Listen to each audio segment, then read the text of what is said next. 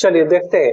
एक ये कॉन्सेप्ट है, कॉन्सेप्ट कहता है कि if we are comparing two pronouns either in subjective और objective case then we use same case of pronoun after as and then.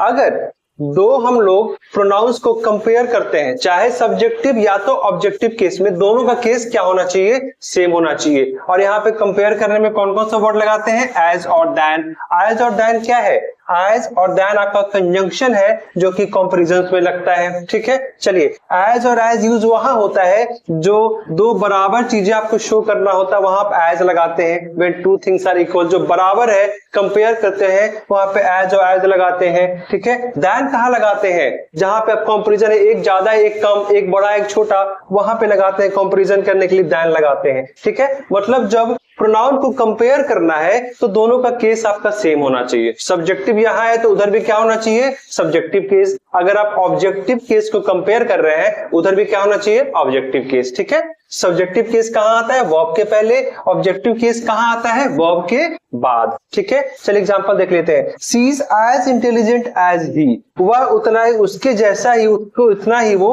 चालाक है। ठीक है, इन दोनों का कंपेयर हो रहा है, सी और ही का। इसलिए देखिएगा दोनों कौन सा केस है, सब्जेक्टिव केस। दोनों कौन सा केस है, subjective case. She is as fast as they, she का कंपैरिजन किससे हो रहा है, दे से, इसीलिए सब्जेक्टिव केस ये भी है, सब्जेक्टिव केस ये भी है।